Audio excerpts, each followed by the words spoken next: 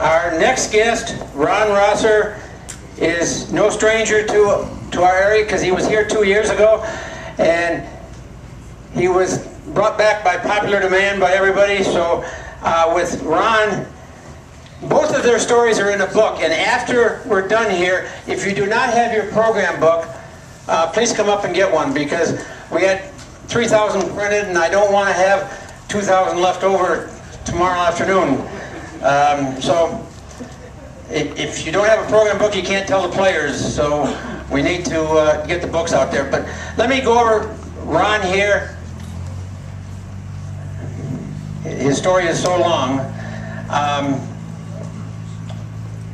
On January 12, 1952, Corporal Rosser was a FO, forward observer, directing U.S. mortar, while his infantry company assaulted a snow-covered hill held by the Chinese battalion. Seeing hundreds of troops swarming over the area, he called in mortar fire, but the Americans continued to take heavy casualties. By the time they reached a point about 100 yards below the crest of the hill, only 35 of the 170 who had begun the battle were still able-bodied. When the commanding officer, badly wounded, used Rosser's radio to call headquarters for instructions, he was ordered to try once again to take the hill. Seeing that the officer was in no condition to carry out the order, Rosser volunteered, and he says, I'm not sure he volunteered really eagerly, he volunteered to organize the remaining men and lead the charge. As he made his way up the hill, some of the soldiers who had started with him had already been driven back. Others never followed him at all. Halfway to the Chinese position, he realized that he was alone. But he was determined to make the enemy pay for his brother's death, who had died earlier in Korea. Armed with only a carbine and a grenade, and screaming like a wild man, he plowed through the snow, oblivious to the heavy fire all around him. Reaching a bunker in which 9 communist soldiers were crouching, he shot one of them in the face, then whirled and killed another one who had a machine gun trained on him. He then jumped into the trench and killed 5 more of the enemy. When 2 escaped to another bunker, Rosser followed them and threw his grenade inside. He shot both as they emerged from the explosion. Rosser moved on to another trench line and killed 5 more Chinese soldiers. His ammunition finally exhausted, he went back down the hill to resupply himself by stripping rifle magazines and grenades off dead GIs, then climbed the hill again. He threw a grenade into the first trench he came to, killing 7 more of the enemy, then moved over open ground, firing at every Chinese soldier in sight. When his ammunition was gone again, he repeated his supply trip down the hill, then returned a 3rd time to continue his one-man battle. After more than an hour of fighting, Rosser organized a withdrawal of his decimated company, ordering those who could walk to take a dead or wounded comrade with him. He calculated that he personally had killed more than 20 Chinese with grenades and another 28 with rifle fire.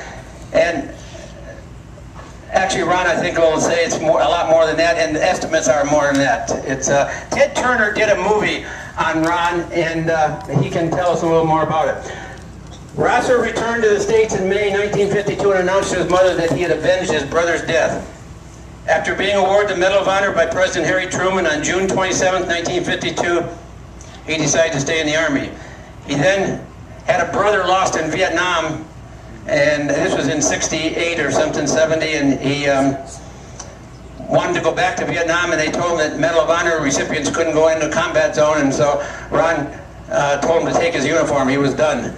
So with that, I'm going to bring Ron up here. Ron?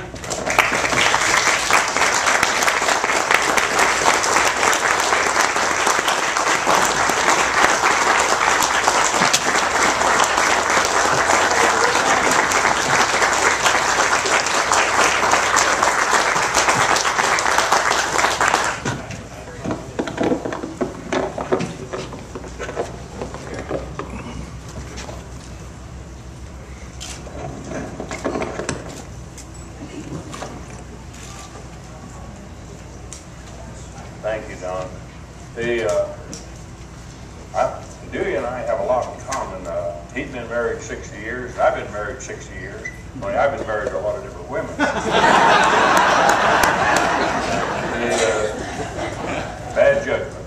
All my life I've had bad judgment, even in Korea.